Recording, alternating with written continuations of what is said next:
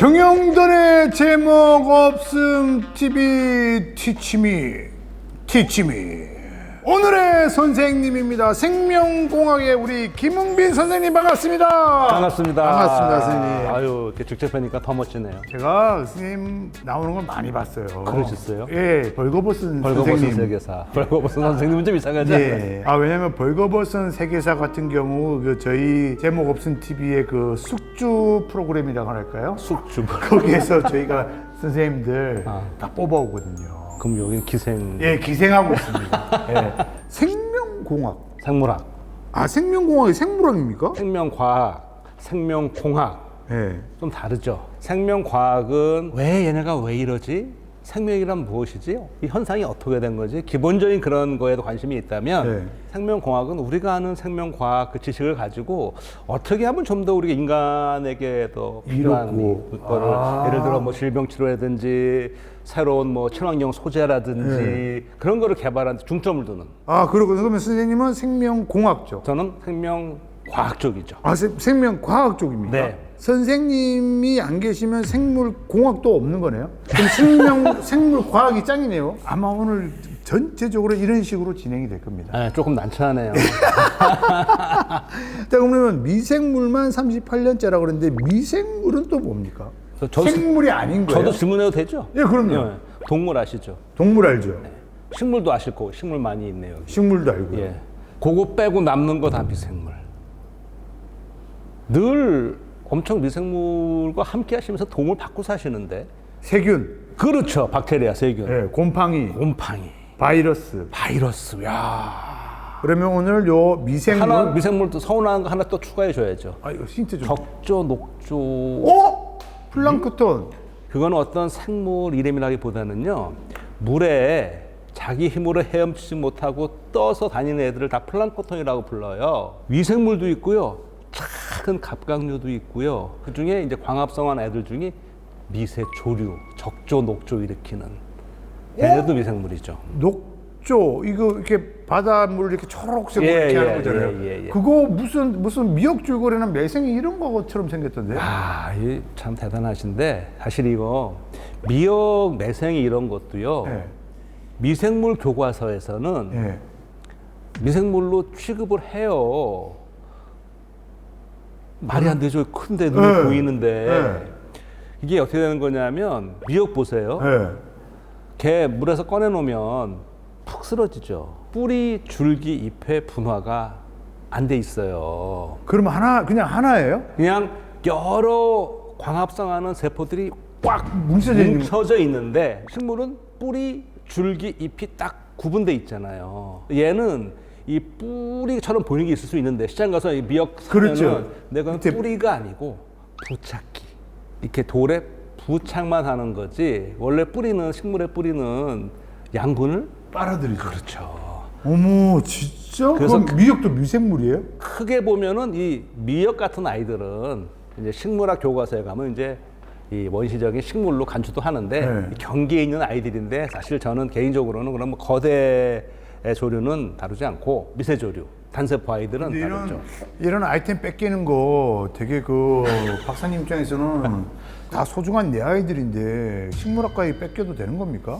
만약에 제가 식물학과 선생님이에요. 네. 물론 미역이 뿌리, 줄기, 잎으로는 구성이 되어 있지는 않습니다만 충분히 광합성 작용을 하고 그렇죠. 식물로서의 기능을 충분히 하고 있는데 그건 식물학과 쪽이죠, 선생님. 저희한테 주셔야죠. 그럼 무슨 얼마인지 가져가시라고 그러고. 미역이 이 땅에서 너무 서운하지 않을까요? 아마 그 아이도 그렇게 서운하지는 않을 거예요. 나는 그 작은 쟤네들보다는 좀 큰 물에 가서 놀고 싶다. 기꺼이 갈 수도 있을 것 같아요. 미역 되게 서운하겠는데. 그럼 매생이도 다 그런 거예요? 걔네들도 그러니까 해조류는 미생물로 취급할 수도 있고 식물로 할 수도 있고. 자, 미생물에 대해서 저희가 좀 정의를 내려봤고요. 자, 그때도 제가 배우는데 또 까먹었어. 박테리아랑 바이러스랑 차이. 그다음에 세균. 이게 다 다른 놈이죠? 박테리아하고 세균은 같은 말이에요. 영어로 박테리아, 우리말로 세균. 이게 같은 놈이에요, 이놈들이? 바이러스는 그냥 단백질이죠. 단백질 껍데기에 둘러싸인 핵산. 껍데기가 있고 그 안에 유전 물질이 들어있죠. DNA 또는 RNA. 코로나 바이러스 같은 경우는 RNA. 세균을 감염하는 바이러스는 DNA가 주로 많고요. 동물을 감염하는 바이러스는 RNA가 주로 많아요. 그러면 바이러스는 DNA나 RNA를 품고 있는 요거를 바이러스라고 하는 거예요? 그렇죠. 아, 그다음에 그거는 세균은요? 박테리아, 세균하고 우리하고요. 그냥 세포 수준에서 숨쉬고 살아가는 과정을 보잖아요. 똑같아요. 별 차이 없어요. 그러면 세포는 어떻게 구성되어 있어요? 생명체가 탄생하려면 제일 중요한 게 뭘 것 같으세요? 심장. 너무나 위해를 보셨고 그냥 단세포율하고 단세포 생물을 생각하면 DNA. 유전물질 중요하게 하겠죠. 물론 중요하죠. 핵! 아, 좋은 질문인데요. 세균은 핵이 없어요. 처음에 만약에 집을 지으려고 그러면, 내 집을 지으려고 그러면 땅이 있어야죠. 그렇죠. 그 다음에 뭘 해야죠? 울타리를 쳐야 되지 않을까요? 남 못 들어오게 일단 세포막. 아, 나와 밖을 구분할 수 있는 경계막이 필요하죠. 그럼 세포는 뭐예요? 이게 너무 이렇게 강의도 하면 이게 재미없으면 안 아니, 되는데. 원래 이런 식입니다, 저희. 그렇습니까? 자, 이건 모든 뭐야? 막가도. 오유, 아 좋습니다. 일단은 제가 이해한 게 맞는지 한번 선생님. 바이러스는 네, DNA와 RNA를 가지고 있는 둘 중에 하나만. 둘 중에 또는 둘 다 뭐, 둘 중에 하나만 가져요. DNA 바이러스 또는 RNA 바이러스. 둘 중에 하나만 가지고 있는 요 놈을 바이러스라고 합니다. 네. 그죠? 네. 근데 잠시만요, 선생님. 바이러스란 이름은 어디서 왔어요? 아, 이게 원래요 라틴어에서 온 건데요. 네. 미생물 발견은 훨씬 더 오래 전에 됐어요. 네. 현미경 발견되고 나서 네. 1600년대 중반에 발견됐거든요. 몇 년에 안 보이잖아요. 네. 현미경으로만 보이잖아요. 담배 모자이크 바이러스라는 게 있는데, 그러니까 이 담배에서 발견됐어요. 아. 담배 이거 걸리면 담배 잎이 이렇게 모자이크처럼 딱딱딱 반전이 막 생기면서 식물이 죽는 거예요. 네. 그러니까 그 당시에 이거 당연히 미생물 뭐 세균 그런 거겠지 생각을 한 거예요. 그런데 희한한 게 이거를 즙을 내서 이렇게 다른 식물에 옮기면 또 이게 전염이 돼요. 네. 얼마 가요. 그러니까 이거 생물은 맞아. 근데 문제는 세균을 걸릴 수 있는 그 필터를 다 통과해 버리는 거예요. 이게 1800년대 후반 얘기거든요. 어떤 사람은 야 이건 혹시 그냥 생물 아니고 독 아니야? 독? 그렇게 얘기했는데 독이라면 증식하면 안 되죠. 번식하면 안 되죠. 야 이상하다. 근데 독 같아. 그래서 독이라는 라틴어에서 온 게 바이러스예요. 아, 근데 독 같아. 원래 그래서 바이러스가 그 라틴어의 독이라는 뜻에서 그래서 바이러스라는 이름이 됐고요. 네. 이게 처음으로 규명되는 거는 1930년대에 와서 이렇게 됐구나. 전자 현미경이 발명된 발견되네. 다음에 그때 비로소 봤어요. 얘 크기가 얼마나 작냐면은요. 우리 인간 세포, 네. 예를 들어 적혈구, 그게 야구장만 하다고 할게요. 그러면은 대장균, 걔가 투수 마운드만 해요. 네. 근데 바이러스는 보통 바이러스가 그러면은 야구 공만 해. 진짜 작은 크기가 거구나. 작죠. 일반 현미경으로는 안 보여요. 전자 현미경으로만 보여요. 자, 요게 바로 바이러스고요. 그다음에 세포. 세포는 어떻게 구성되어 있나요? 세포는 일단 세포 하나인데요.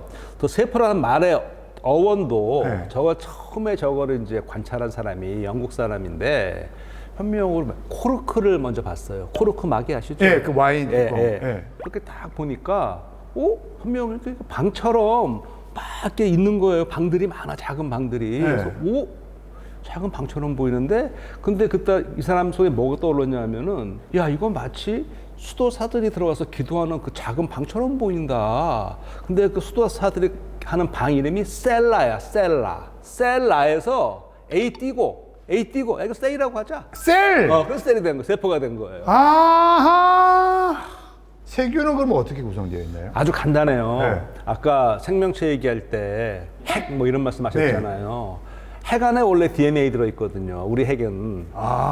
그럼 여기 얘는 핵이 없고 그냥 단백질 껍데기에 둘러싸여 있는 거예요. 단백질 껍데기. 네. 네. 코로나 바이러스 같은 아이들은 단백질 껍데기 밖으로 기름막을 또 하나 가지고 있죠. 그러니까 이 세포의 이 발견 과정을 보시면은 이해할 수가 있는데, 아까 그 셀라에서 셀이 왔잖아요. 예. 그러니까 처음에는 빈 방인 줄 알았어요. 근데 현미경이 발달하는 거예요. 봤더니 빈 방이 아니네. 근데 그 안에 좀 동그란 게 좀 커다란 게 하나 보여요. 중요한 거 아닐까? 이거 좀 핵심적일 것 같은데? 그래서 뭐라 불러? 핵. 핵 안에 또 뭐가 들었지? 원래 이 과학이라는 거는 저 안에 또 뭐가 있을까 궁금해. 궁금하죠. 그것도 핵만 꺼내서 핵 안에 뭐가 있나 봤어. 산성을 띠네? 근데 이게 어디서 나왔어요? 핵에서 나왔어. 네. 산성을 띠네? 그건 뭐라고 불러? 산성핵? 핵산. 그러니까 핵이 있으니까 핵산이야. 야, 그럼 핵산은 정확히 어떻게 돼 있어? 막 분석해봤더니 이게 두 가지인데? DNA, RNA. 야, 재밌다. 이렇게 된 거예요. 이렇게 네. 되는 거야. 그래서 핵 안에 그러니까 우리의 세포 안에는 우리 DNA가 어디 있다? 핵 안에 있다. 그러면 이제 세포가 해결이 됐습니다, 여러분들. 이거 아시겠죠? 세균은 뭐야? 자, 좋습니다. 그럼 이제 이게 해결됐죠? 네. 세균은 핵 없어요. 우리 세포는 핵이 있잖아요. 네. 진짜 핵이 있잖아요. 네, 중요한 게. 진짜 핵이 있어요. 진핵 세포. 세균은 핵이 없어. DNA만 있어. 가핵 세포인가 보다. 원시적이야. 원핵 세포. 얘는 왜 핵이 없을까? 얘는 원시적이니까. 그냥 DNA만 있어. 한 곳에 뭉쳐 있어요. 아니, 그럼 DNA만 가지고 있으면 바이러스랑 세균이랑 차이가 없어. 세포막이 있어서 얘는 자기 혼자서 물질 대사를 하면 스스로 살아가잖아요. 얘는 바이러스는 붙어야 되지. 숙주가 있어야지. 그죠? 예. 우리랑 똑같이 숨 쉬어요, 세균도. 근데 얘는 숙주가 필요하다. 네. 숙주가 필요하다. 그럼 생명과학이라는 거는 언제부터 시작된 거예요? 제가 이런 질문 받으면 저는 이렇게 얘기를 해요. 생물학의 출발은 저는 우리 인류 호모사피엔스의 기원과 함께한다. 함께한다. 왜냐? 자, 우리가 일단 먹고 살아야 되잖아요. 그러면은 동물을 사냥할 때도 뭘 알아야 사냥하지 않겠어요? 제가 어떤 애인지, 네. 어느 게 사냥하기 쉬운지, 뭐 풀을 먹고 뭐 하려고 독초도 있고 그러니까 알아야 먹을 거 아니에요. 그렇다면은 저는 생물학의 시조는 생명과학의 출발은 인류와 함께한다고 하는데 교과서에 따르면 아리스토텔레스를 이제 생물학의 시조라고 보고요. 뭐 아리스토텔레스가 뭐 눈에 안 보이는 게 뭐가 있다라고 얘기를 했나? 책을 썼어요. 책을 많이 남겨놨어요. 생물에 대한 책을. 물론 지금 생물학 시스템은 뭐 틀린 것도 많지만 그 옛날로서는 대단한 거죠. 대단한 거죠. 지금 선생님 독감이잖아요. 네. 지금 독감 워낙 지금 주위에서 난리거든요. 네. 독감은 독한 감기죠. 인플루엔자를 번역해 독감 감기 그렇죠. 예. 감기가 인플루엔자죠. 아니죠. 달라요. 감기 바이러스하고 독감 바이러스는 달라요. 그러니까 인플루엔자 바이러스, 독감 바이러스인데요. 모든 독감 바이러스의 이 원조는 스페인 독감의 후손들이에요. 스페인 독감. 근데 사실 스페인 독감도 이제 말 조심해야 되는 게 사실 스페인이 아니라면서요. 미국에서 왔다는 얘기가 있던데. 예, 원래 그 추적해 보면 그 당시에 1차 세계대전이잖아요. 미국이 참전할 때 거기 걸린 군인이 가서 퍼진 걸로 알려져 있는데 스페인은 유일하게 유럽에서 1차 세계대전에 참전하지 않았어요. 생각해봐. 전쟁하는데 야, 우리 군인들 독감 걸렸어. 이런 말 알리고 싶어요. 그러니까 언론은 다 통제를 하는데 스페인은 전쟁 안 하니까 여기는 더 자유롭게 독감을 많이 보도를 했고 스페인 국왕도 독감에 걸렸댔어요 그때. 그러니까 언론에 많이 나오니까 그냥 스페인 독감이 됐는데 지금은 그래서 이름을 바꾸자고 불러요. 1918년 인플루엔자.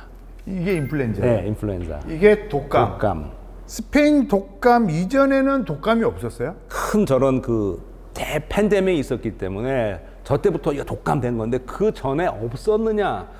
그거는 기록상으로 치면 없지는 않지 않겠네요. 저 갑자기 나오지는 않을 것 같고. 그럼 인플루엔자랑 감기랑은 어떻게 나누는 거예요? 우선 증상을 보시면 알잖아요. 일단 인플루엔자는 기본적으로 열 많이 나죠. 아니면 엄청 막 몸 막 쑤시고 막 증상이 심하잖아요. 근데 감기는 열 나는 감기도 있지만 코감기도 있고 뭐 기본적으로 증상이 좀 다양하잖아요. 바이러스가 다양하기 때문에 감기 바이러스는 증상이 확실히 다르죠. 인플루엔자 그럼 독감이라고 그러면 얘는 뭐예요? 뭔 놈이에요? 언론 보면 뭐 H1, N1 그런 거 많이 보셨을 거예요. 그 조류 인플루엔자. 이 바이러스는 숙주 특이성이 있잖아요. 네. 조류를 감염하면 조류 독감, 사람은 사람 독감이 되는데 기본적인 구조가 H1N1이라는 게 뭐냐면 아까 제가 그 동물을 감염하는 바이러스는 주로 단백질 껍데기 밖에 뭐가 있다고 기름막이 있다고 그랬죠. 기름막에 또 단백질 돌기가 박혀 있어요. 그게 하나가 H 돌기, 하나가 N 돌기야. 이 돌기가 뭐에 중요하냐면 우리 세포에 딱 결합을 했을 때 들어갈 때 중요하고 하나는 나올 때 중요한 역할을 하는 아이들이에요. 근데 여기에 얘네가 변이가 생겨요. 그래서 H1N1, 뭐 H2 번호는 변이를 얘기하는 거예요. 아, 이런 그래서 게. 지금 굉장히 많은 변이가 생겨났어요. 그러면 독감은 치료자가 있는 거예요? 이제 백신이 있잖아요. 네. 예방 백신. 근데 그게 타겟으로 하는 게 감염이 되면 효과가 있지만 얘 변이가 심하니까 그러니까 계속 변할 거 아니에요? 그러니까 독감 백신을 만드는 건 백신은 미리 만들어 놓거든요. 그러니까 미리 전 세계적으로 WHO에서 쭉 모니터링을 해요. 아, 올해는 어떤 형 독감이 유행할 것 같아. 이런 게 많이 포집이 되고 그러니까 있어. 이 변형이 어떻게 될 거를 미리 예측을 다 하고. 포집을 전 세계적으로 자리가 있어서 야, 올해는 이게 많을 것 같아. 그러면 이제 그거를 좀 모든 걸 다 백신 맞을 수는 없잖아요. 그렇죠. 그래서 가장 많이 발생할 것 같은 독감으로 한 상태에서 백신을 맞는 거죠. 아, 그러면 독감도 예를 들면 조류 독감. 네.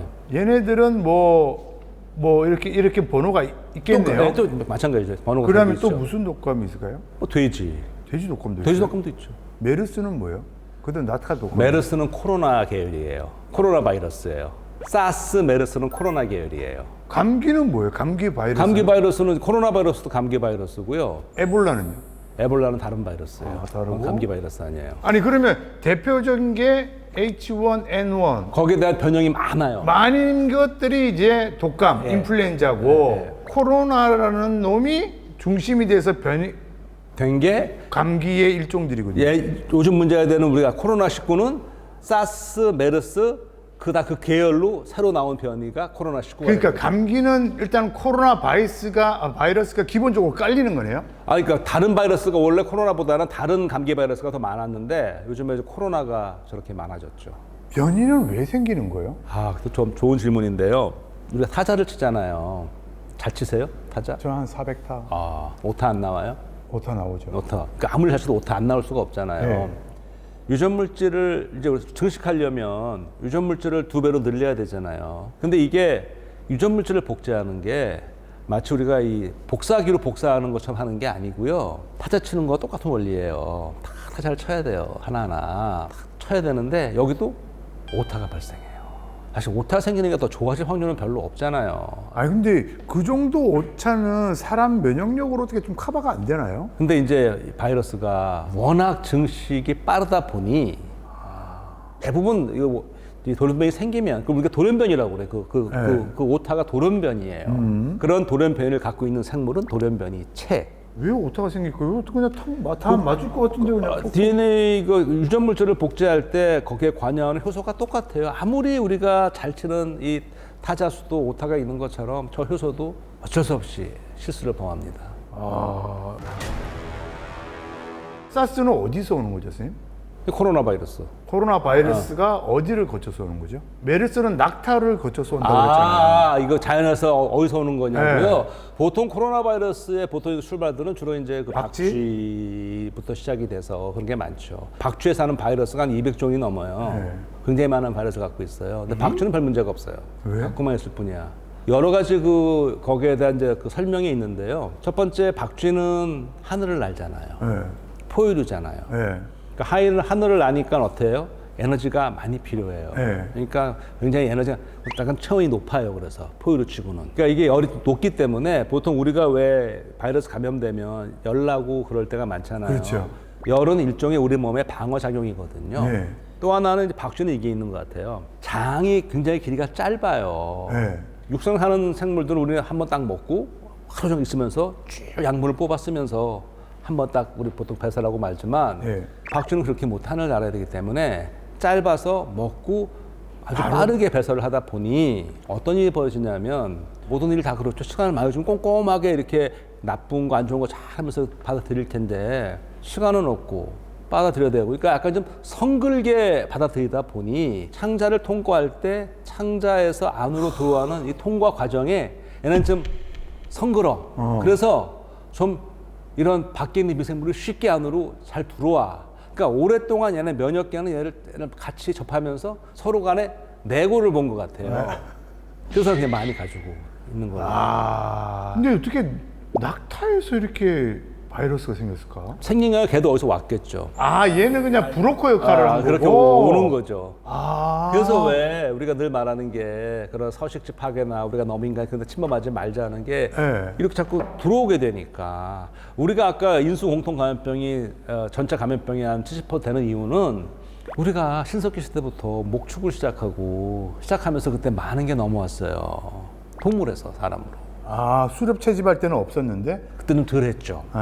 많이 넘어왔는데 보통 왜 이렇잖아요. 실제 동물에서는 그렇게 심하지 않은데 우리한테 오면은 심해진 경우가 네, 많잖아요. 네. 그 동물에서는 굉장히 오랫동안 이 바이러스랑 같이 공존해 왔어요. 인간한테는 상대적으로 최근에 낯설어. 들어왔어. 네. 그러니까 우리 면역계도 얘네를 본 적이 없어. 어. 그래서 아마 더 이게 강하게 나오지 않나 그렇게 생각하기도 해요. 근데 그러면 바이러스는 다 나쁜 거예요? 그렇게 말할 수가 없죠. 좋은 바이러스가 뭐 있지? 페니실린. 그건 곰팡이가 만드는 거고요. 네. 방금 약간 무시하죠. 아니야. 약간 얘는 세균이죠, 세균. 그건 곰팡이. 곰팡이는 또 세균이 아니에요? 다르죠. 곰팡이는 우리하고 되게 비슷해요. 완전 제약에는 그렇죠. 얘는 진핵세포. 얘는 엄청 우리랑 비슷해요. 진짜 핵을 가지고 네. 있는. 네. 그럼 뭐 우리는 쉽게 말하면 곰팡이들로 이루어진 걸로 볼 수도 있겠네요. 곰팡이를 하셨다기보다는요, 우리의 유전자를 분석을 해서 이렇게 크게 지구상에 있는 모든 생명체들을 이렇게 분석을 해서 그걸 이제 생명의 나무라고 쭉 그려보면은 이 가지들이 막 나오거든요. 동물, 인간이 포함된 동물과 가장 가까운 가지가 곰팡이 가지예요. 굉장히 가까워요. 곰팡이랑 우리랑요? 네, 굉장히 가까워요. 그러면 지금까지는 좋은 바이러스보다는 나쁜 바이러스, 좋은 곰팡이보다는 나쁜 곰팡이가 훨씬 많은 거네요. 저는 반대로 얘기합니다. 좋은 바이러스가 더 많고 좋은 곰팡이가 훨씬 많죠. 지금 우리가 아는 건 다 나쁜 바이러스밖에 없잖아요. 그런 것만 물어보셔서 그렇죠. 좋은 바이러스 뭐가 있어요? 그건 좋은 곰팡이부터 쉬운 거, 좋은 곰팡이부터 한번 가보시죠. 유산균. 그거는 세균이고요. 푸른 곰팡이 있고요. 다음에 버섯. 그거는 균이잖아요. 버섯도 곰팡이에요. 곰팡이가 크게 세 종류가 있어요. 네. 보통 우리가 곰팡이 하면 네. 못 떠오르세요? 집에 이렇게 막 음식 상하면 이렇게 막 실처럼 이렇게 예, 피는 거 예. 떠올리시죠? 동충 하초. 그거는 막 실처럼 펴오르잖아요. 예. 실 같잖아요. 예. 실사자 써서 모양상자 사상균. 그런 애가 사상균이에요. 곰팡이의 일종 사상균. 그런 실들이 위로 자라오려면서 접히고 쌓이고 막 중합체를 이루면서 간 모양이 되면 버섯. 왜 피자 드시다 보면 토핑 중에 풍기 피자라는 거 있죠. 예. 되게 풍기, 좋아하는데. 예, 예. 풍기. 예. 풍기가 이태리 말로 곰팡이라는 뜻이거든요. 다음에 또 하나 있어, 곰팡이. 효모. 걔도 곰팡이의 일종이에요. 그래서 곰팡이 크게 세 종류로 볼 수 있어요. 효모 좋은 곰팡이죠. 그렇죠. 버섯, 뭐 독버섯도 있지만 버섯 좋은 곰팡이죠. 네.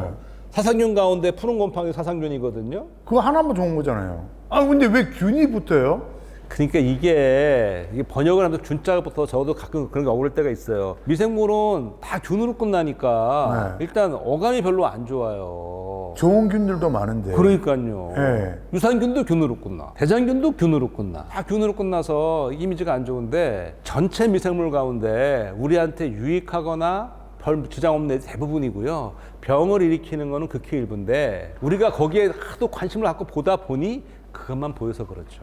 좋은 바이러스는 조회수가 잘 안 나오더라고요. 일단 무조건 나쁜 나쁘고 거는. 쓰레기 같은 놈들을 건드려줘야. 그렇지. 자, 어그로 보겠습니다. 결핵균, 오늘 막 그냥 막 치고 들어오시는구만. 일단은 뭐 아는 얘기들 막 다 나오는 거예요. 요즘 이 결핵이 다시 한국에서도 굉장히 지금 환자가 늘어나고 있다. 전 세계 인구의 한 3분의 1 정도는 결핵균 보균자예요. 이 결핵균이 뭔데요? 그러니까 결핵균은 세균이에요. 세균. 네, 세균인데 말 그대로 결핵이잖아요. 핵을 결절을 만든다는 거거든요. 결절을 만들어요. 네. 어디에? 허파에. 결핵균하고 친척인 세균이 또 하나 있어요. 병원균. 친척인에 있어요. 매독? 매독처럼 막 피부 막 떨어지고 막 손 이렇게 되고 한센? 한센병. 한센병균하고 얘하고 사촌이에요. 마이코박테리움 튜버큘로시스가 결핵균, 마이코박테리움 레프리가 한센병균인데요. 야, 근데 이 미생물은 똑똑하지 않으면 못하겠다. 아니 이거 너무 이름이 어렵다. 어려운 거 아니에요. 네. 우리가 사람은 호모 사피엔스잖아요. 네. 그러니까 호모에 해당하는 게 아까 마이코박테리움이라는 거예요. 뒤에 것들은 사피엔스에 해당하는 건데, 그러니까 앞에는 똑같죠. 근데 이게 얘네들 특징이 뭐냐면 자라는 게 되게 느려요. 느리니까 어떤 일이 있냐면은요, 항생제를 오랫동안 먹어야 돼. 보통 항생제는 어떻게 하는 거냐면 세균이 이렇게 성장을 할 때 그 성장하는 과정을 방해를 해서 죽게 하는 건데, 얘는 성장이 되게 느리다 보니까 오랫동안 먹어줘야 돼요. 그 치료가 어렵고 들어간 다음에 보통 우리 면역이 얘를 제압을 해요. 제압을 해서 한 군데 딱 몰아버려. 네. 대부분 면역이 튼튼한 사람들은 그냥 그 상태로 제압이 되는데 면역 기능이 떨어진다. 그럼 얘네들이 갇혀 있다가 튀어나와서 활동을 하는 거예요.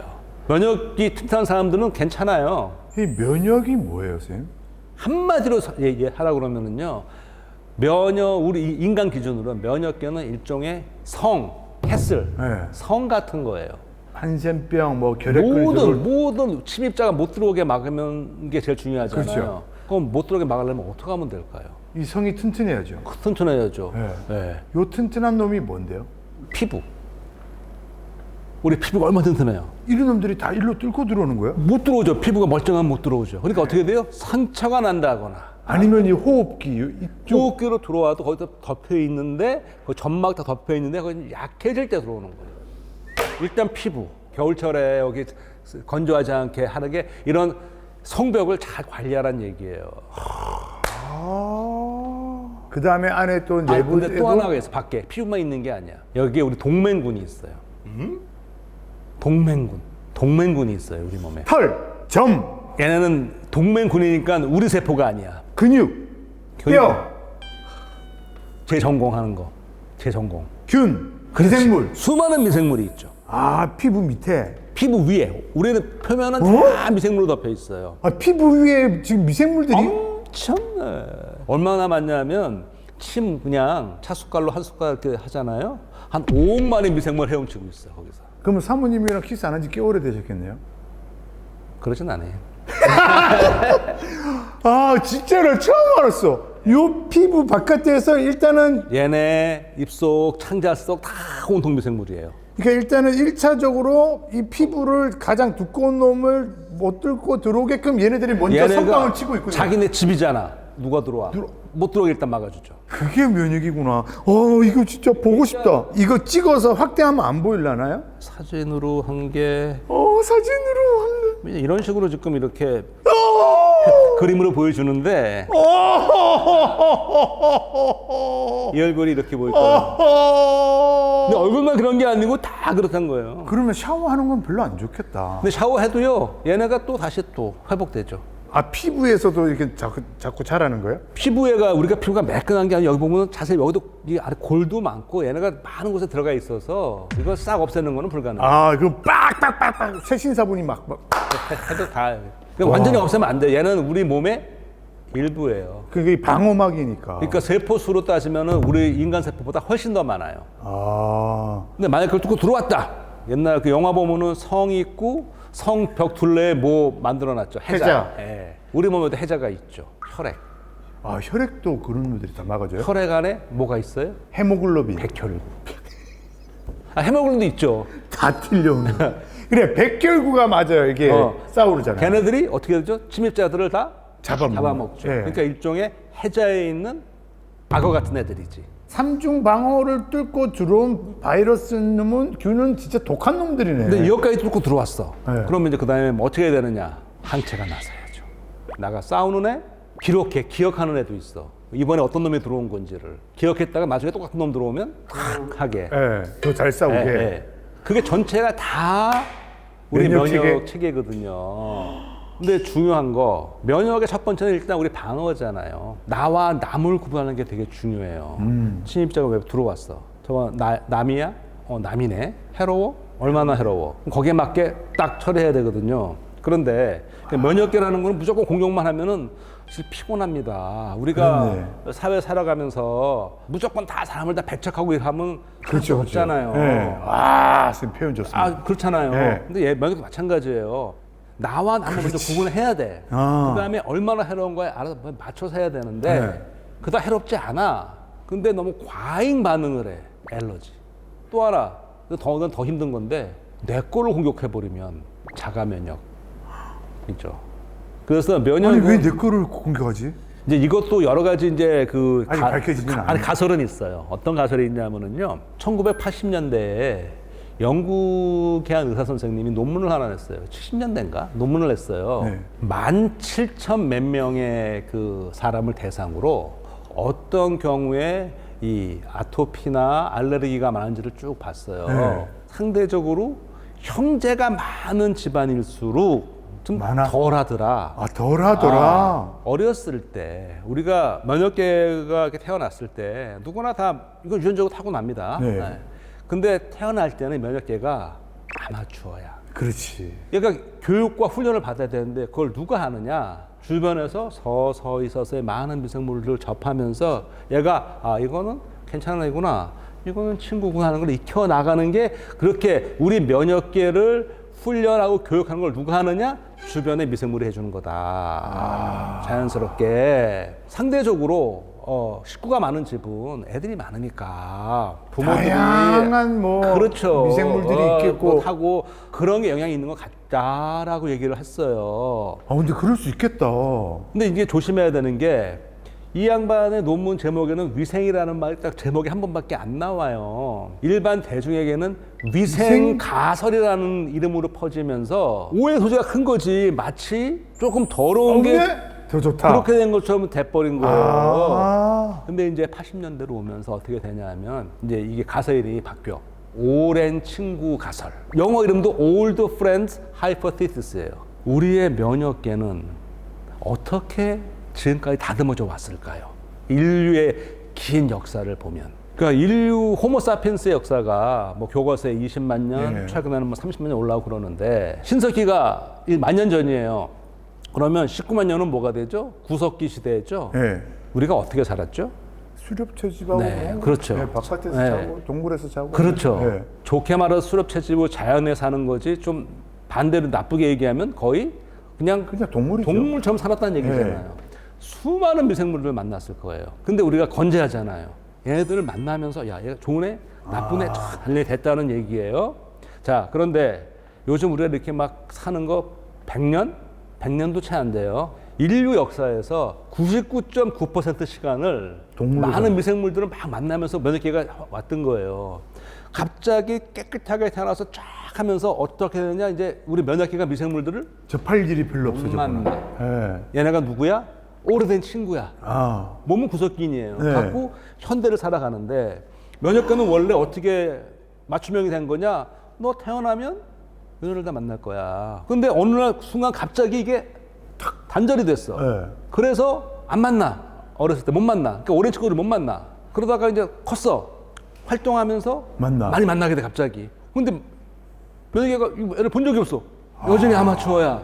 그래서 어떻게 돼요? 그것이 하나의 이유일 수 있겠다 하는 그런 그 설명 가설이 있는데 상당히 설득력 있는 가설이에요. 그래서 이게 오랜 친구 가설. 절대 이거 보신 시청자분들이 오해하시면 안 되는 게 비위생적으로 하라는 말씀이 아니고 어떤 거냐면 그래서 요즘에 이런 걸 강조들을 해요. 어렸을 때 적당한 야외 활동. 갑자기 그 말이 생각납니다. 제가 딱 논어에서 딱 이 문구 하나만 알거든요. 물이 너무 깨끗하면 사는 고기가 없고 사람이 너무 깨끗하면 사귀는 벗이 없다. 이 말도 약간 위생물하고도 네, 맞습니다. 정확한 관계가 얘기예요. 있겠네요. 네. 네. 다시 말씀드리지만 그렇다고 위생이 나빠도 절대 아닙니다. 된다. 네. 적당한 이런 자연과의 야, 그게 활동이 참 중요하다는 어렵다, 거죠. 어렵다. 어려워. 네. 갑자기 생각난 게 네. 애들 태어나면 예방 접종 맞잖아요. 네. 왜 맞아야 되는 거예요? 그게 바로 면역계 훈련시켜 주는 거죠. 얘네들은 안 좋은 애들이야. 얘네들 들어오면은 얼른 처리하고 면역계한테 딱 정보를 기억시켜 주는 거죠. 근데 그걸 안 맞으면요? 거기에 대해서는 걸려서 심하게 앓은 다음에 그때서야 면역계가 기억을 하겠죠. 일부러 접종을 맞춰서 항체를 만드는 거예요? 그러니까 예방 접종이라는 거는 우리 병 걸린 게 아닌데 마치 그거인 것처럼 기억을 딱 해주는 거죠. 네, 원래 면역계는 경험을 통해서 아까 제가 말씀드렸잖아요. 다 뚫고 들어오면은 이 경비병이 출동한다고 그 중에 하나 기억하는 거 있다고 그랬잖아요. 그래 기억세포라고 그러는데 싸우는 놈이 있고 기억하는 놈이 있고. 원래대로라면 그렇게 힘든 과정을 거쳐서 습득해야 될 걸 갖다가 그러다가 목숨을 잃을 수도 있고요. 근데 예방 접종을 통해서는 정말 요 주요한 요 얘들은 야 얘네는 정말 나쁜 애들이야. 다 기억해도. 다 기억해도 해주는 거죠. 저 예전에 그 아프리카 갈 때 황열병 주사를 맞았었거든요. 와, 저 진짜 죽다 살아났습니다. 그거는 그 생백신을 넣더라고요. 아 그래요? 예, 살아있는 균을 넣어가지고. 그러니까 약독화 시킨 거, 약독화. 예, 10분의 1로. 예, 약독화해서요. 내 몸이 싸워서 이기게. 그렇죠. 그 10년에 한 번씩 맞으라는데 갈 때 되면. 어떤 거는 한 번 맞아서 되는 거 있고 어떤 거는 부스트라고 그래가지고 왜 우리도 오래되면 기억을 자꾸 분명히 까먹잖아요. 몸 모질하네. 거기에 맞춰서 어떤 경우에는 부스터가 필요하다, 어떤 거는 뭐 괜찮다. 그렇게 하죠. 근데 선생님 갑자기 생각도 그냥 미생물이니까 그냥 이게 다 포함이 될 것 같아요. 우리나라는 남들이 안 먹는 독이 있는 채소들이 많잖아요. 예를 들면 두릅, 고사리, 네, 팽이버섯. 네. 또 독소 있어서 안 먹는 것도 많던데 어찌됐든 이런 걸 안 먹으니까 이거는 우리는 먹어도 오케이인데 네.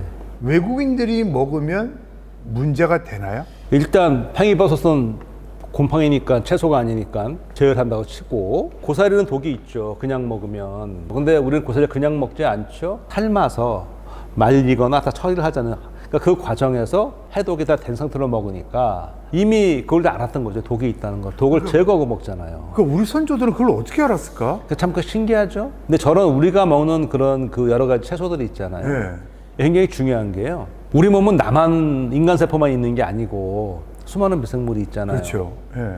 얘네들도 먹을 걸 줘야 되거든요. 특히 이제 장내 미생물. 그 되게 중요하다고 요즘. 되게 중요하죠. 네. 프로바이오틱스란 말 들어보셨죠? 유산균? 유산균은 대표적인 프로바이오틱스의 일종이에요. 그러니까 프로바이오틱스라는 거는 우리말로 번역하면 유익균?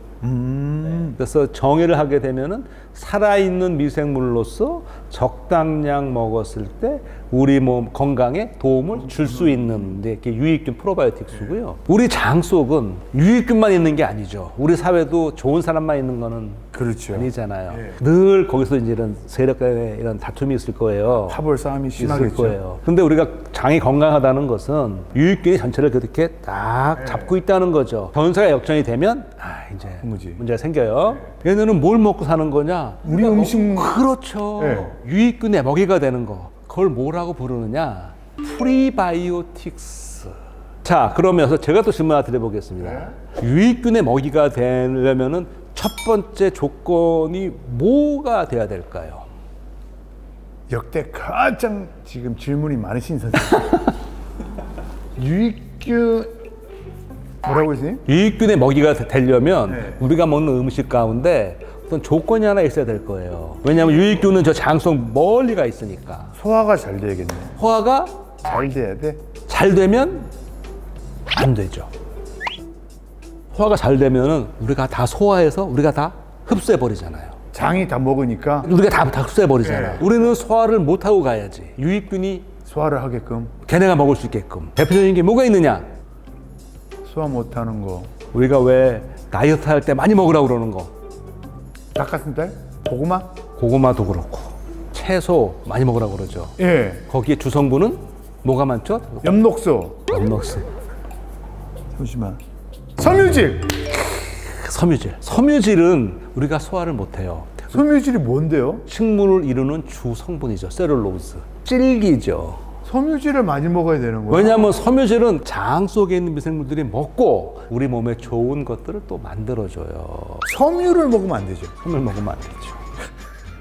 근데 이거 우리 속담에 그런 속담 있잖아요. 모 찢어지게 가난하다. 똥구멍 찢어지는 예. 딱 나와버리네. 거기에 큰 의미가 담겨 있어요. 과학적으로.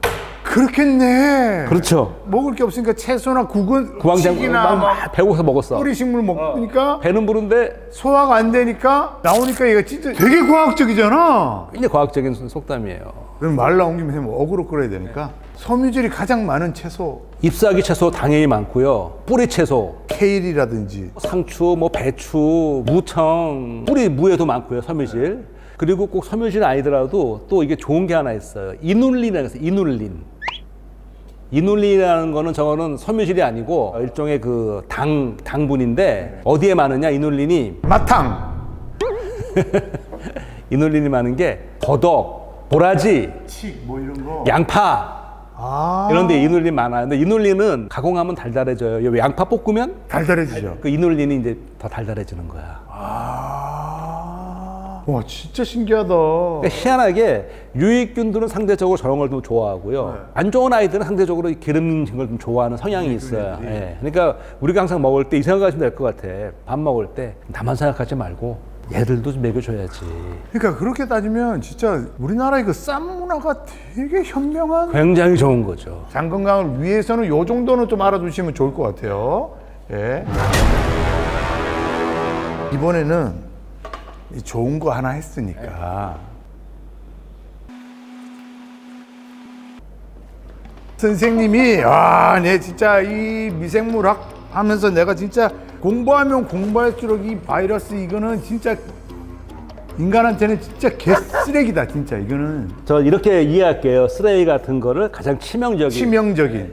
오이부터 먼저 올라왔고요. 오이부터 쭉. 오이는요, 우리를 아주 귀찮게 만드는 감기 바이러스. 감기. 아주 귀찮잖아요. 매년 그냥. 근데 왜 얘네들은 더울 때는 안 나오고 조금 날이 선선하고 이게 또 영하로 떨어지면 또 이놈들이 안 돌아다닌다 그러더라고요. 예, 밖에서. 그러니까 뭐 북극에 사는 이누이트라든지 이런 사람들은 감기 또 안 걸린다 그러더라고요. 그러니까 이게 추워서라기보다는요, 일단 겨울이 되면 우리가 어떻게 되냐 하면 일단 실내에 많이 있죠. 보이죠.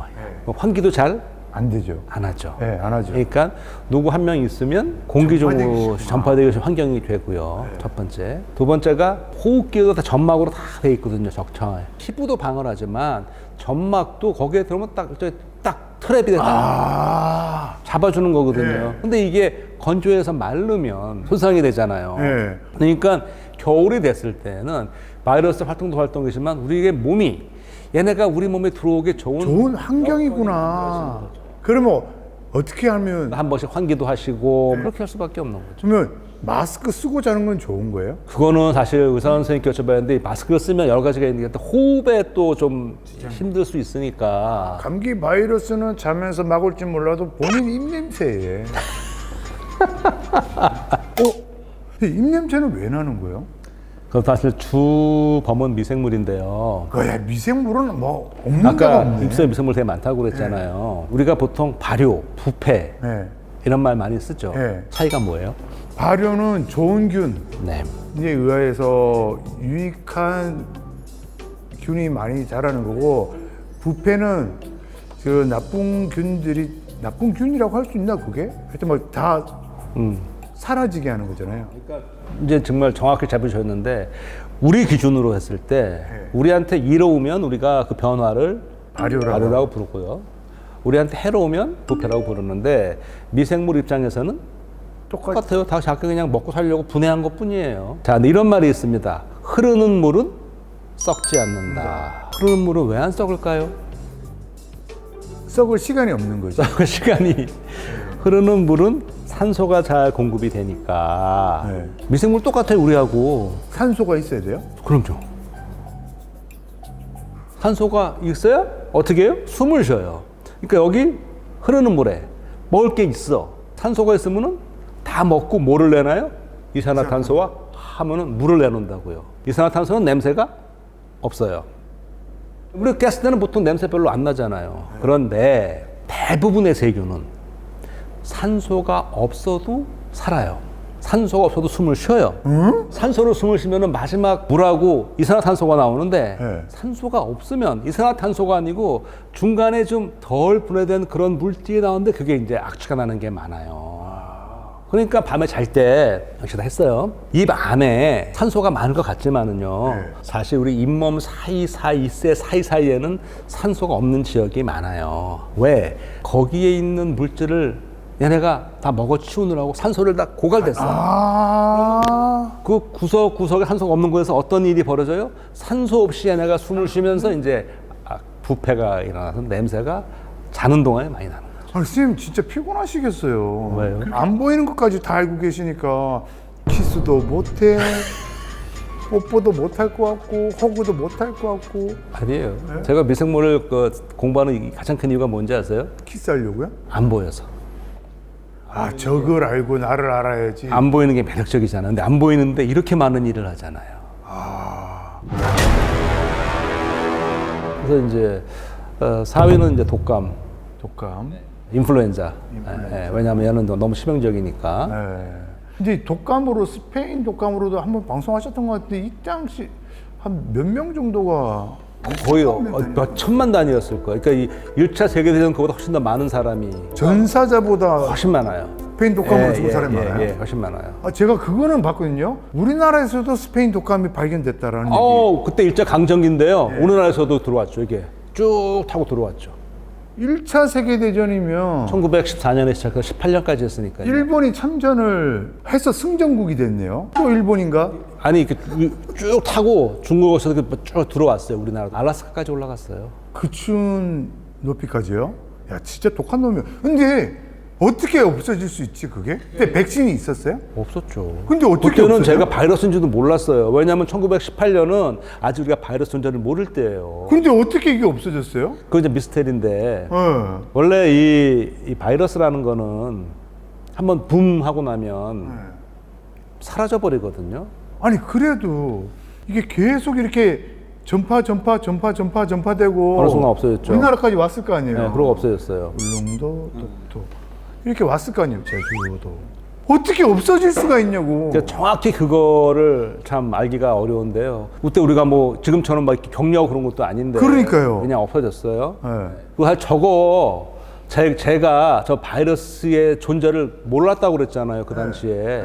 저거 어떻게 알았는지 아세요? 돌아가신 분들 이렇게 검사해 보지 않았을까요? 아까 말한 알라스카 그 지역에 100몇 명 사는 도시에 어른의 90%가 사망을 했어요. 그래서 따로따로 묻지도 못하고 한 군데에다 다 같이 묻었어요. 그러다가 1900 후반에 와서 거기는 동토잖아요. 그렇죠. 거기서 샘플링을 해갖고 와서 규명했어요. 근데 그러면 그걸 대조군이 있어야 될 거 아니에요? 꽉 기막히다. 미 육군에서 1918년 독감으로 죽은 사병의 폐 조직을 일부 보관하고 있어요. 그래서 규명된 거예요. 그럼 이게 우리나라까지 왔다는 건 어떻게 알아요? 그거는 기록으로 보관하는 거죠. 아, 그 증상이나 이런 걸 기록해놨는데 예. 1928 인플루엔자랑 예. 증상이 똑같다. 와. 아니 근데 이게 너무 신기하지 않아? 근데 어떻게 없어졌지 한 번에? 저 수학적으로 모델링 해보게 되면은요, 숙주를 필요로 하는 저런 것들은, 바이러스나 기생체들은 숙주 수가 얼마 이하가 되면 맥을 못 쳐요. 전파가 더 이상 안 되니까. 아. 그 인구에서 피해가 나왔고, 그때 우리는 이제 지금처럼 이렇게 대도시 살고 그러는 게 아니니까, 그냥 어느 시간이 지나면 얘네는 그냥 다 파괴되는, 그렇게 이해할 수 있을 것 같아요. 와, 어디서 왔을까? 쟤도 아마 원래는 동물에서 이제 해서 사람으로 넘어오게 된 거겠죠. 변이가 생겨서. 인류는 가장 최근에 지구에 등장한 동물이니까. 그러니까 생명과학 쪽에 가야 될 일이 아직 머네요. 이제 한 발 뗐네요. 그렇죠. 왜냐면 이거 진짜 또 올 수 있잖아. 백신도 없지. 어떻게 사라졌는지도 모르지. 이 인류 역사를 두고요. 이 감염병은 사실 새로운 건 아니에요. 늘 있어 왔어요. 네. 근데 옛날에 뭐 패스트 아실 거고. 흑사병. 네. 근데 과거에는 주로 이게 세균성 질환이 많았는데 최근 들어서는 바이러스가 굉장히 많아지고 있거든요. 그 긴 역사 기간 동안에 왜 갑자기 지금 이렇게 바이러스가 득세를 할까를 생각해 보게 되면 생활 양식이 많이 바뀌었죠. 우리가 이제 많이 이동하고 세계화 시대가 됐잖아요. 그리고 많이 모여 살고, 그러니까 바이러스가 한번 퍼지기에는 너무 좋은 최적의 좋은 최적의 환경이 돼버렸죠. 이제 전 세계 어디를 하루면 다 가잖아요. 아니요. 남극 관람이 2주. 아, 그렇죠. 남극까지. 그럼 이거 독감 이건 스페인이란다. 1918 이거는 지금 큰일 났네. 언제 어떻게 잠복된? 지금 이미 있는 계절성 독감은 다 얘네의 후손들이에요. 얘네는 없어졌고 얘네의 변이들이 지금 돌아다니는 아이들이에요. 홍콩 독감 뭐 이런 거 막 있었잖아요. 맞아. 얘네 후손들이에요. 아니 근데 그 전에도 독감이 있었을 거잖아요. 그 아마 있었겠죠. 근데 그렇게 대규모의 그런 기록은 없으니까 이건 기록은 남아서 아는 거고 그 전에도 있었겠죠. 근데 그걸 알 수가 그게 정말 그 독감으로 돌아가신 건지 기록이 없으면 알 수가 없잖아요. 야, 이게 갑자기 얘기하니까 무섭네. 자, 3위는? 하면 제가 좀 고민을 해봤는데요. 이거는 우리가 박멸한 거거든요. 천연두 바이러스. 아, 천연두. 마마. 호환마마 할 때 마마. 옛날에 그 비디오 보면 옛날 어린이들은 호환, 마마, 전쟁 등이 가장 무서운 재앙이었으나 이게 우두 접종인가요? 맞습니다. 그죠? 네. 과거에는 저거 뭐 그냥 치명적이었거든요. 네. 사실 저 에드워드 제너라는 사람이 아까 맞아. 왜요? 우두 접종 말씀하시잖아요. 사실 그 1700년대에 한 실험인데 사실 지금 따지면 그게 좀 윤리적으로 문제가 있는 실험이긴 해요. 아, 선생님 죄송합니다. 천연두가 뭐예요, 근데? 천연두? 바이러스 이름이에요? 스몰 팍스. 그걸 우리말로 천연두로 번역한 거예요. 작은. 영어로는 스몰 팍스. POX. POX는 뭐야? POX. 팍스. 이 팍스라는 게 이거 원래 하나로 붙여주세요. 아, 원래 이제 팍스라는 단어도 아마 라틴어에서 왔을 텐데요. 궤양 이런 거를 팍스라고 하는데 왜 저게 왜 스몰 팍스가 됐냐면 증상 중에 옛날에 그 매독두 궤양이 생기거든요, 이렇게. 근데 그거는 크잖아요, 궤양이. 근데 얘는 생기는 게 작잖아. 그래서 스몰 팍스라고. 아, 근데 이게 왜 천연두가 됐지? 대부분 이런 용어들은 우리가 이제 일본을 통해 일본을 들어서 봤죠. 된 건데 저건 제가 거기까지 생각을 아직 안 해봤네요. 이상한 걸 다 물어보죠, 선생님. 아니 너무 좋은 질문인데 제가 답변을 못 들어서 죄송한데 스몰 팍스 답드리는데 저걸 왜 천연두로 번역했을까? 아. 근데 이게 왜 윤리적으로 그 당시에 에드워드 제너가 보니까 소 젖을 짜는 여성들은 살짝 우두가 걸려서 손에 살짝 물집만 잡힌 정도인데 저렇게 한번 되고 나면 절대 안 걸리구나. 천연두는 안 걸린다는 거를 이제 알았던 거예요. 천연두는 한 번 걸리면 안 걸려요? 그렇죠. 나오면? 면역 생겨요. 네. 아, 그래서 우두 고름을 살짝 묻혀서 어린 남자아이에다가 살짝 스크래치를 해서 아이가 우두에 걸렸잖아요. 누구 그냥 길거리 가는 아이? 그 아이 이름 있어요. 예. 누구 어떤 관계인지 모르겠는데 제가 듣기로는 지명이었는데 무슨 하인의 아들이었던 것 같아요. 지금으로 따지면 굉장히 문제가 심각한 거고 이거 인체 실험이 그럼요. 예. 근데 다행히도 회복이 됐고 이제 안 걸렸죠. 생백신을 아주 조금 넣어서 스스로 이겨내게끔. 그렇죠. 그러니까 이게 사람 게 아니고 소에. 근데 얘가 비슷하니까 이제 우리 면역기가 기억을 했다가 실제 천연두 바이러스가 들어와도 이거를 잡을 수 있게. 아, 근데 선생님 제가 궁금한 거는 천연두로도 사람이 죽었나요? 옛날에 많이 죽었죠. 많이 죽었죠. 치명적이었죠. 그리고 회복해도 아시겠지만 얼굴에 이렇게 그 얽어서. 말은 곰보라고 해서. 요즘은 이제 그것도 이제 그 비하어라 말은 못 쓰지만 이렇게 돼 있잖아요. 네. 과거엔 뭐 소보로빵을 막 그렇게 부르고 막 그랬잖아요. 아, 맞다. 곰보빵이라고 맞아. 그때 치명적이었는데 얘는 박멸했어요. 인류가 최초이자 유일하게 박멸한 바이러스가 천연두 바이러스예요. 천연두밖에 없어요? 그밖에 없어요. 아마 제 생각에는 이게 마지막일지도 몰라요. 근데 선생님 제가 오늘 기사를 봤는데 천연두를 구하기 위해서 요즘 노력하고 있다. 예, 이게 박멸됐어요. 자연 생태계에서는. 네. 그런데 이게 보관하고 있는 곳이 있어요. 미국? 구소련, 지금은 러시아죠. 그리고 미국은 실험실에서 보관하는 차원에서 근데 그게 왜 되게 귀하다고 들었는데? 저게 이게 나쁜 맘을 먹으면 변이를? 아니요. 변이가 아니고 요즘에 사람들은 접종을 안 받았잖아요. 그 다음은 얘기 안 해도 아시겠죠. 없어졌으니까 그렇지 백신을 맞을 필요가 없지. 네. 그러니까 그러니까 면역이 없는 거네. 그렇죠. 후덜덜. 자, 2위 먼저 가보겠습니다. 예, 자 2위는 좀 고민하다가 공동 2위 할게요. 네, 공동 2위. 박빙인데 하나는 에볼라고요. 네, 에볼라를 한 이유는 너무나 저는 급속 치명적이어서 네. 하나는 에이즈.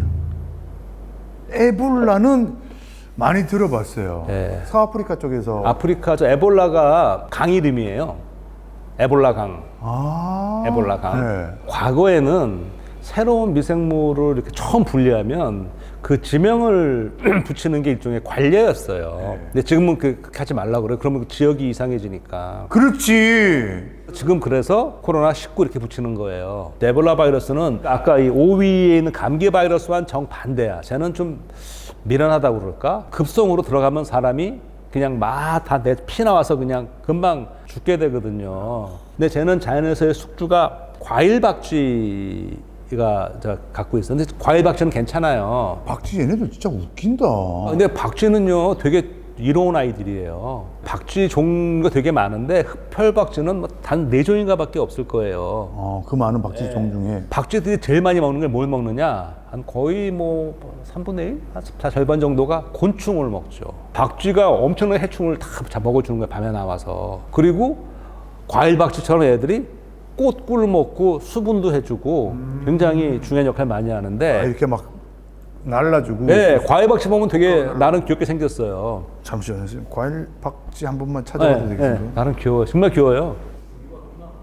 과일박쥐. 얘요? 야, 이거 너무 큰 애고. 이거 얘기가 엄청 큰 박쥐 있어요. 사람만한 거. 1m 70 네, 초대형. 그런 애 있어요. 큰 애. 선생님 어디가 귀엽다라는 거죠? 아니야, 얘 아니야. 좀 이쁜 애 찾아보셔. 요런 아이들은 좀 그래도. 요 애들은 뭐 조금. 근데 이제 에볼라가? 거기가 원래 자연의 숙주로 있는데 걔는 박쥐는 별 문제 없고요. 저쪽에 사는 사람들이 과일 박쥐를 고기로 먹거든요. 이 음식 문화는 그쪽의 문화니까 인정해야 되나 보는데 덜 익어서 감염되기가 쉽잖아요. 근데 문제는 그 지역의 그 장례 풍습이 에볼라 강가에 가서 시신을 잘 씻어서 하는 게 자기가 도리라고 생각을 하는 거고 애도하는 거라고. 장례 문화가. 근데 에볼라 바이러스 감염으로 돌아가서 온통 바이러스인데 그걸 에볼라 강에 또 씻으면 거기서 다 그걸 뭐 식수도 쓰고 다 하는데 확 퍼져나가잖아요. 그래서 지금은 이제 안 하죠. 그래서 이제 에볼라 바이러스는 팬데믹은 될 수가 없어요. 왜요? 너무 급성으로 와서 거기서 딱 그냥 나와버리니까. 근데 치명률은 굉장히 높죠. 그래서 제가 놓은 거고. 에이즈는 아시겠지만 후천성 면역 결핍증 일으키는 바이러스잖아요. 얘가 들어와서 우리 면역 기능을 약화시켜 버리는 거니까 저 바이러스 때문에 직접 사인이 아니고 면역 기능이 떨어지니까 다른 거에 들어왔을 때 이제 합병증으로. 그렇죠. 그게 더 이제 주어가 되는데 80년대에 처음 이제 보고가 됐고 매직 존슨, 프레드 머큐리. 프레드 머큐리 맞아. 그래서 이제 그렇게 알려지면서 지금 뭐 약도 있고 한데 여전히 우리를 괴롭히는 그런 건데 이게 동성 간의 그 남자 뭐 그것도 그렇고 뭐 이성 간에도 아주 은밀한 접촉 아니면 수혈 뭐 이런 경우를 되었으면 되는 거니까. 그러면 그것도 잘못 알고 있었나 보다. 에이즈는 남자와 남자 간의 그 성관계에서만 없는다고만 알고 있었는데 남자와 여자 간의 그게 처음에 된 게 처음에 발견된 것이 남성 동성에 대해서 많이 발견돼서 됐고 이거는 뭐 다 걸릴 수 있죠. 이 에이즈는 지금은 근데 약이 있어요. 에볼라는 너무나 강력한 그런 거라서 제가 2등에 걷고 얘는 반대로 지금 어느 정도 자리를 잡아가고 있다는 표현을 쓸까? 약도 있고 하니까 그냥 그렇게 되면서 이제는 과거처럼 여기에 대해서 사람들의 경각심이 조금 뭐 준다고 그럴까? 그러니까 이건 다른 얘기지만 최근 들어서 뭐 일본도 그렇고 우리나라도 이 매독이 막 증가하는 추세라고 뉴스 나오잖아요. 네. 매독은 세균이에요. 근데 걔도 절대 기생체예요. 그러니까 사람 몸 밖에서는 못 살아요. 자기가 걸렸을 때 그 은밀한 욕망만 억제하고 치료를 다 받으면 얘는 다 박멸할 수 있거든요. 근데 그게 잘 안 된단 말이죠. 거기에 플러스 또 뭐가 있냐면 매독은 항생제가 있거든요. 그러니까 사람들이 경각심이 설사 걸린다 하더라도 치료가 되니까. 그러니까 이게 좀 그런 게 있어서 제가 공동 2등으로 놓은 거예요. 그러면 선생님 에볼라는 지금 치료제가 있어요? 에볼라 치료제 개발돼 있어요. 그래 다행이네. 아니 어떻게 이렇게 금방 치료제를 발견? 에볼라 미군에서 퍼뜨렸다는 얘기가 있다. 그건 음모론. 확실해요? 제가 아는 범위 내에서는 음모론. 이건 미군에서. 자꾸만 왜? 선생님 예전에 매독도 미국에서 막 아니었다고 그랬잖아요. 매독 실험. 그런 거 있었죠. 그런 일 절대 없다고 했는데 그거 인정했잖아. 자, 대망의 1위. 지금도 사망률 100%인 바이러스. 단 치료 적기를 놓치면. 그럼 치료제는 있다는 얘기 맞습니까? 네. 되게 익숙한 거예요. 저도 걸렸었나요? 걸리시진 않았을 거고요. 봄 이럴 때 지자체에서도 이거 예방한다고 산에다가 뭐 이렇게 갖다 놓고. 뱀? 꽃가루! 알러지인데? 바이러스인데. 사랑의 바이러스? 말벌? 아닌데? 바이러스잖아요. 저 바이러스에 백신을 갖다 놓는 거예요. 산에다 갖다 놔요? 네. 바다에는 안 갖다 놓고? 산에다가. 도시에는? 도시에도 저 산에다 야산에다 갖다 놔요. 서울에서도. 러브버그? 조금만 힌트를 더 주시면 저거 걸린 동물이 사람을 물면 큰일 나기 때문에. 멧돼지? 광견병? 네. 저 바이러스가요, 제가 왜 1등 났냐면 거의 모든 병원체들은 혈액, 피를 타고 이제 온몸을 퍼져나가거든요. 네. 광견병은 그 견자가 들어가서 개만 걸리는 거 아닙니다. 온열 동물은 다 걸려요. 걸린 아이들이 사람을 물면 침을 거기 바이러스가 많거든요. 딱 들어와요, 조직 안으로. 그럼 얘네는 피를 타고 이동하지 않아요.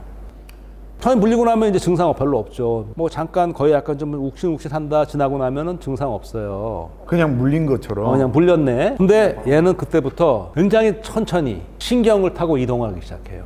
신경이라면 뭐. 그러니까 신경 이렇게 생각하시면 돼요. 뇌가 있죠. 예. 중요하죠. 예. 뇌가 척수로 이어지죠. 이렇게 뇌와 척수를 합쳐서 중요하니까 그게 중추신경계, 중추신경. 그리고 몸에 다 퍼지는 거는 말초신경. 아, 근데 이놈이 어떻게 돼요? 말초신경이 들어갔어요. 네. 얘가 말초신경 어디든지 간에 최종 목적지는 뇌예요. 서서히 말초신경을 타고 뇌를 향해 가는 거야. 시간이 걸리죠. 이게 잠복기가 짧게는 뭐 며칠, 몇 달, 길게는 몇 년도 걸려요. 어디를 물리냐에 따라 달라. 머리에서 멀수록 늦게 올라오죠. 예. 우리 면역계, 항체들은 어디에서 다니고 있어요? 혈액에서 다니고 있단 말이에요. 네, 피에서. 네. 신경에는 얘가 없단 말이지. 아, 방어하는 놈들이 없어요? 경비병이 다니는 길을 피해서 숨어서 서서히 가는 거죠. 계속 낮은 포복으로 이렇게 가는구나. 신경을 타고 천천히. 그래서 우리가 그걸 모르고 뇌까지 들어갔다. 그러면 지금도 힘들어요. 뇌까지 가면 어떻게 되는데요? 뇌 문제 생기니까 뭐 호흡이 멎을 수도 있고 여러 가지 뇌가 다치게 되니까 이제 그 전에 해야 돼요.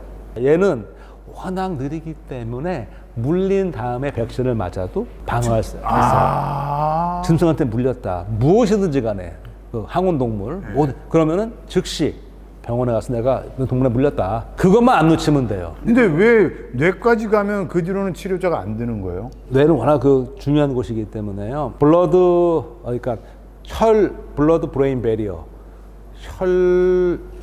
우리말로 블러드 브레인 베리어를 뭐라 하더라? 그러니까 약이 못 올라가게. 예, 딱 막이 굉장히 걸러주기 때문에 거기까지 들어갈 수 있는 게 이렇게 많지가 않아요. 광견병 바이러스는 대단한 놈이네. 그리고 얘는 숙주를 조정을 해요. 광견병 걸리면 물을 무서워하거든. 그러니까 공수병이라고도 부르잖아요. 왜 무서워하지? 웃긴다. 바이러스가 조정하는 거예요. 걔들은 막 침을 물을 다 내요. 침에 바이러스 무지 많거든요. 물 하면은 다 씻겨나가잖아, 바이러스. 아. 약간 좀비스럽게 만드는 거지. 약간 좀비스럽잖아. 와서 막 물고 막 그러니까. 그렇게 하고 또 침투한 다음에 가는 방법도 굉장히 교묘하잖아요. 그래서 제가 1위 해놓은 거예요. 그러면 진짜로 제가 광견병 걸렸어요? 막 쌤 물었어. 그럼 쌤한테도 얼마야? 아마 사람이 걸려서 무는 경우는 제가 들은 건 없을 것 같은데 예를 들어. 만약에 침으로 나온다면 저한테 들어오겠죠. 그러면 키스를 했어. 이론상으로는 그럴 수 있다는 얘기네요. 그러니까 중요한 거는 짐승에 물리면은 반드시 병원에 가서 검사 받아야 한다는 거죠. 그러면 좀 말이 좀 바꿀 필요는 있겠다. 이게 광견이라고 하면 개만 조심할 거잖아요. 다 돼. 광 뭐라 하시려고. 예를 들면 항원동물병. 항원 너무 길잖아요. 개한테만 너무 억울하잖아. 그렇죠. 예, 뭐 삭도 있고, 그렇죠. 너구리도 있고, 고양이도 있고 다 되죠. 멧돼지도 고양이 있고 다 하는데 일단은 요거는 댓글로 달아주시기 바랍니다. 강땡병 한번 달아주시기 바라겠습니다. 이렇게 해서 오늘 선생님하고 잠깐 얘기를 나눠봤습니다. 사실은 더 이렇게 좀 여쭤보고 싶은데 선생님이 지금 눈이 많이 빨개지셨어요. 이게 기뻐서. 괜찮아요. 예? 괜찮아요. 왜냐면 선생님 모르시는구나. 저희 채널은 한 번으로 끝이 아닙니다. 그래요? 이거 오프닝입니다, 선생님. 네. 진짜로요? 그럼요. 2번, 3번 나오신 분들도 많습니다. 그렇구나. 그렇구나.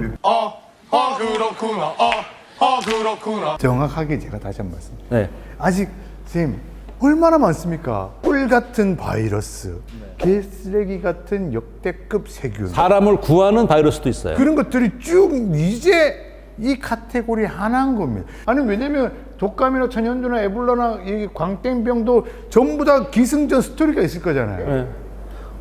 표정이 왜? 나 너무 기쁘고 이렇게 이해해 주는 게 너무 뿌듯해요. 왜냐하면 많은 분들이 미생물 뭐 있냐고 그러는데 이렇게 일일이 하나 해주시니까 네. 오늘 가볍게만 3시간 정도 이렇게 오프닝을 함께 해봤는데 어떠셨습니까, 선생님?